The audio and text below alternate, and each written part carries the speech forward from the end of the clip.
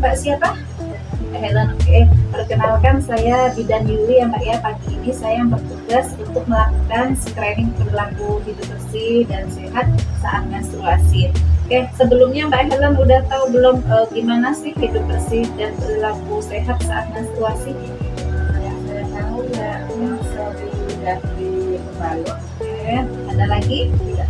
Oh gitu ya. Oke, yang pertama yang Mbak tahu itu udah bagus ya. Emang kita harus sering ganti pembalut ya. Tapi yang pertama paling penting ini Mbak Helen harus tahu nih. Mbak Helen ini baru pertama kali ini ya haid atau yang udah bulan kedua atau yang sudah keberapa nih?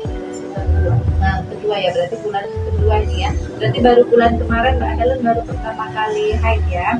Oke, jadi Mbak Helen yang perlu Mbak tahu kalau kita sudah haid atau menstruasi biasanya kita mengalami perubahan fisik ya, di situ sudah mulai ada tumbuh bulu-bulu halus di bagian ketiak, kemudian di bagian kemaluannya, kemudian payudara sudah mulai membesar gitu. Ada nggak yang dari tiga ini Mbak Helen rasakan? Ya payudaranya agak membesar. Membesar ya. Jadi Mbak Helen jangan ya kalau misalnya nanti udah mulai tumbuh bulu halusnya, kemudian payudara membesar, karena itu emang perubahan fisik setelah kita menstruasi. Kemudian Mbak Helen kalau sehari berapa kali ganti pembalut? 3 kali ya, sering ganti ya, kalau bisa itu minimal 3 kali, tapi emang kalau terasa penuh langsung ganti. Oke, terus Mbak Helen tiap kali habis mengganti pembalut usahakan cuci tangan. Jadi kita kalau kita ganti pembalut, kita cuci tangan.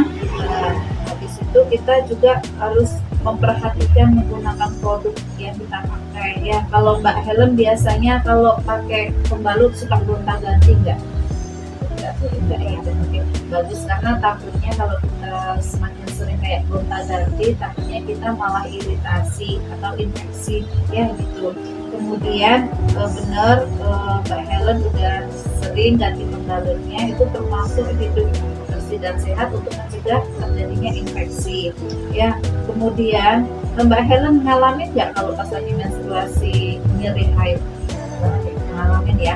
Udah tahu penanganannya seperti apa?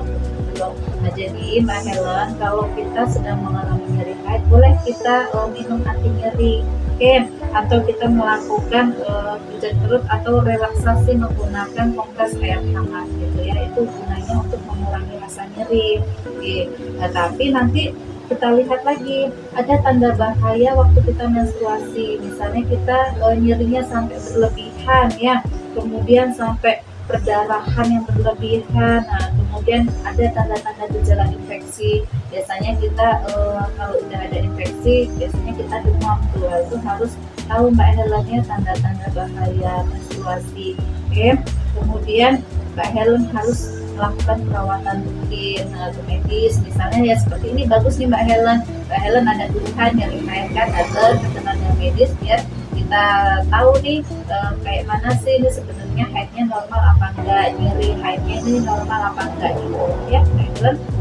Oke, jelas Mbak Helen. Oke, kemudian selama menstruasi ini usahakan Mbak Helen makan nutrisi yang sehat, kemudian istirahat cukup. Olahraga, Mbak Helen sering olahraga nggak? Jarang. Oke, nggak apa-apa. Kemudian kita atur manajemen stres, tapi paling nggak Mbak Helen olahraga lah ya, dikit-dikit, kalau pagi cuma jalan atau cuma melakukan aktivitas yang untuk mengatur olahraganya gini ya. Oke, Mbak Helen tahu kan termasuk pola makan sehat itu yang seperti apa? Oke, banyak makan sayur, buah, kemudian lauk pauknya juga ya.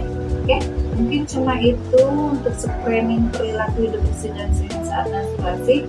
Dari yang kita jelaskan tadi, ada nggak Mbak Helen yang mau ditanyakan? Ya cukup ya, berarti udah jelas ya. Oke, kalau begitu saya permisi, udah selesai ya Mbak Helen. Sehat-sehat ya Mbak.